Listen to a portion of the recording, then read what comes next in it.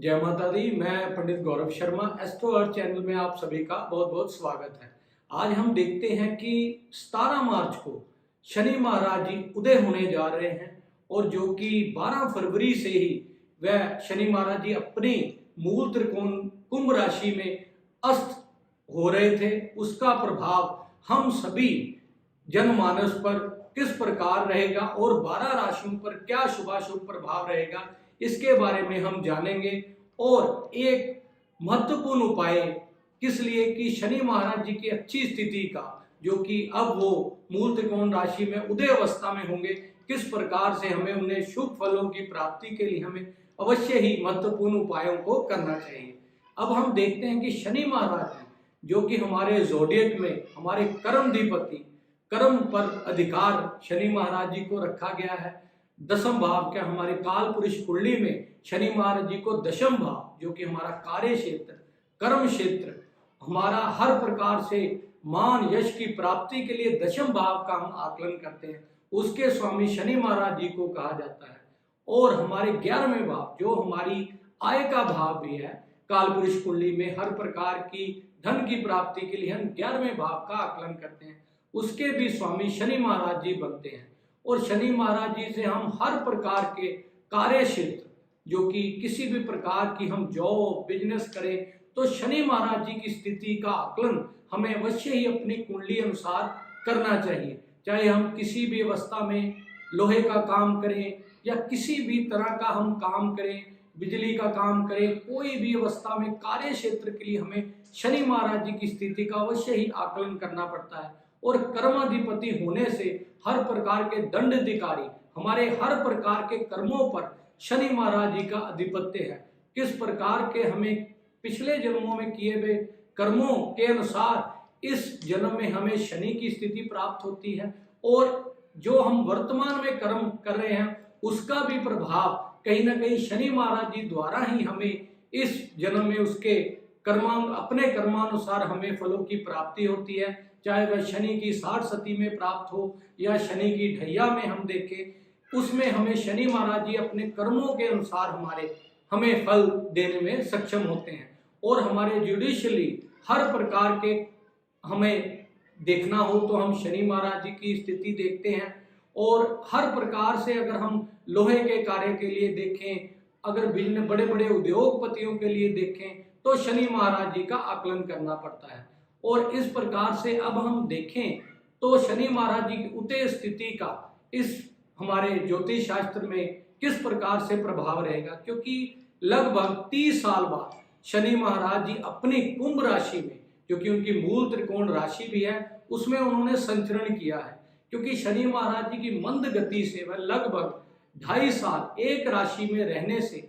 30 साल बाद वह 12 राशियों का भ्रमण पूरा करते हैं। इस प्रकार से कुंभ राशि में इस बार उन्होंने अपना योग बनाया, जो कि अस्त प्रभाव आने से कहीं ना कहीं हमारी राशियों पर उसका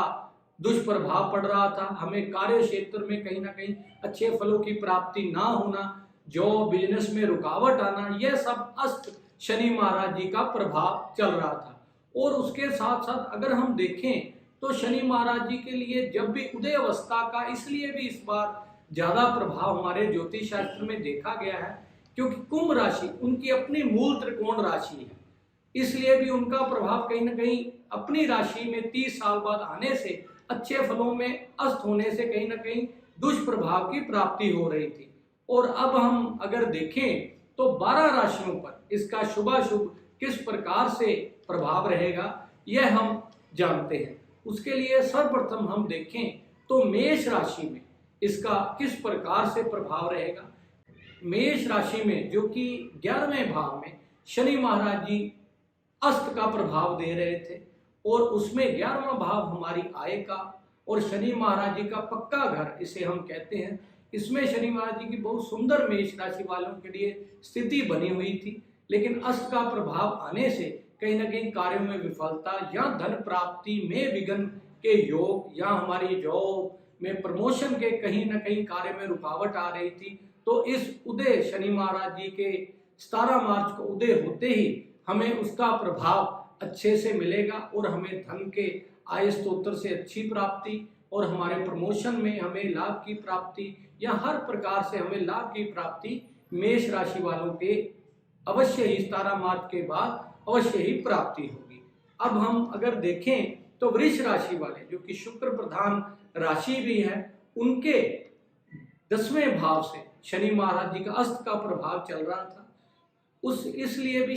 हमारे जॉब में या प्रोफेशन में कहीं ना कहीं रुकावट के या देरी के योग बने हुए थे। अभी 17 मार्च को उदय अवस्था में शनि के आते ही वृष राशि वालों के लिए शनि योग कारक ग्रह भी माने जाते हैं। इसलिए हमें कार्य क्षेत्र में अच्छी प्राप्ति, जो भी हमारे कार्य क्षेत्र में जॉब में बिजनेस में अगर विघ्न के योग बने हुए थे, वह इस उदय अवस्था में शनि के आने से हमें अच्छे फलों की प्राप्ति अवश्य ही होगी। और अब हम देखें मिथुन राशि वालों के लिए जो कि बुध प्रधान राशि भी है, उनके 9वें भाव में शनि महाराज जी का अस्त का प्रभाव आने से कहीं ना कहीं हमारे भाग्य में जो भी रुकावट, हमें भाग्य से जो भी अच्छे फलों की प्राप्ति होना, उसमें कहीं ना कहीं विघ्न के योग,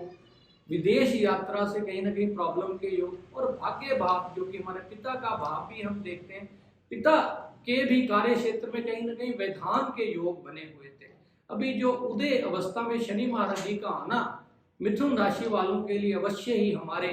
भाग्य में अच्छी सफलता की प्राप्ति होगी और हमारे पिता से अच्छे संबंधों की प्राप्ति इस योग से अवश्य ही होगी। अब हम अगर देखें कर्क राशि वालों के लिए, कर्क राशि वाले जो कि चंद्र प्रधान राशि भी है और शनि का ढैया का प्रभाव भी कर्क राशि वालों को प्रभावी है, लेकिन अभी जो अस्त का प्रभाव शनि महाराज जी का आने से हमारे अष्टम भाव से कहीं ना कहीं हमारे हेल्थ के प्रॉब्लम में कहीं ना कहीं आ रही थी और व्यधान अक्सर धन प्राप्ति में भी अकस्मात हमें हानि के, चोट लगने के, गाड़ी वाहन में कहीं ना कहीं लॉस ड्राइव में करने के कहीं ना कहीं योग बने हुए थे। अभी उदय शनि महाराज जी का होने से निश्चित ही कर्क राशि वालों के लिए ढैये का प्रभाव जो चल रहा है उसमें भी हमें कहीं ना कहीं अच्छे फलों की प्राप्ति होगी या हमारे धन प्राप्ति में अकस्मात हानि के योग जो बने हुए थे उसमें भी हमारा कहीं ना कहीं अच्छे फलों की प्राप्ति होगी। और अब हम देखें सिंह राशि वालों के लिए, अगर सिंह राशि वालों के लिए अगर हम देखें तो 7वें भाव जो कि शनि महाराज जी अस्त का प्रभाव उनके 7वें भाव पर बना हुआ था। 7वां भाव हमारे बिजनेस का, हमारी मैरिज लाइफ का, हमारे मैरिज लाइफ पार्टनर का हम मानते हैं, उसमें अस्त के शनि महाराज जी का आना कहीं ना कहीं हमारे बिजनेस में व्यधान के योग, हमारे मैरिज पार्टनर से अच्छे संबंध ना होना, इस प्रकार से बने हुए थे। अभी 17 मार्च को शनि महाराज जी का उदय अवस्था में आना कहीं ना कहीं हमारे अच्छे बिजनेस में भी फलों की प्राप्ति होगी और मैरिज में भी कहीं ना कहीं व्यधान के जो योग बने हुए थे उसमें भी हमें अच्छे फलों की प्राप्ति होगी। अब हम देखें कन्या राशि वालों के लिए, कन्या राशि वालों के लिए देखें तो 6ठे भाव से क्योंकि शनि महाराज जी का गोचर अपनी मूल त्रिकोण राशि में चल रहा था, उसमें से अस्त की अवस्था जो कि 12 फरवरी से शनि महाराज जी चल रहे थे, उसमें से अगर हम देखें तो 17 मार्च को जो शनि महाराज जी उदय अवस्था में आने से निश्चित ही हमें कन्या राशि वालों के लिए बहुत सुंदर स्थिति हमारे जॉब में, प्रोफेशन में या हमारी हेल्थ इशू काफ़ी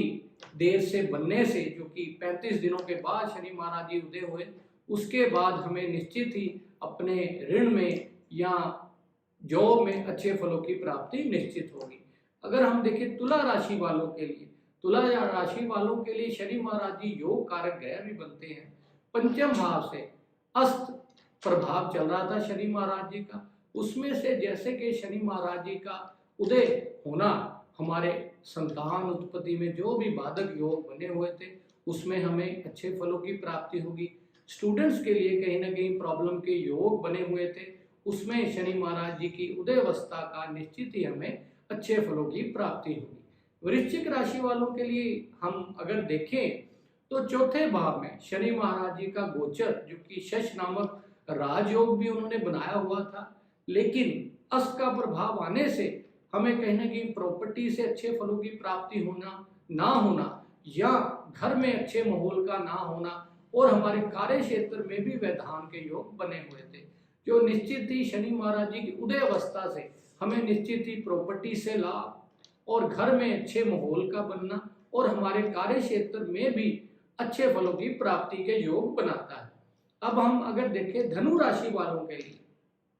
शनि महाराज जी की तृतीय भाव में योग, जो कि अपनी मूल त्रिकोणीय राशि में अस्त का प्रभाव आने से हमारे कार्यों में अक्सर रुकावट के योग बने हुए थे, क्योंकि तीसरा भाव हम अपने इनिशिएटिव का भाव भी, अपने पराक्रम का भाव भी देखते हैं और विदेश यात्रा से भी इसका संबंध जो कि तृतीय व नवम से बनने से हमें वैधान के योग बने हुए थे, जिससे कि हमें उदय अवस्था से अपने हर प्रकार के कार्य क्षेत्र में अच्छी सफलता की प्राप्ति होगी, अपने छोटे भाई बहनों से अच्छे संबंधों की प्राप्ति होगी और विदेश यात्रा में भी कहीं ना कहीं विघ्न के योग बने हुए थे, उसमें भी हमें इस उदय अवस्था से अच्छे फलों की प्राप्ति होगी। अब हम अगर देखें मकर राशि, जो कि शनि महाराज जी की अपनी ही राशि है, उसके द्वितीय भाव में शनि महाराज जी का धन भाव में गोचर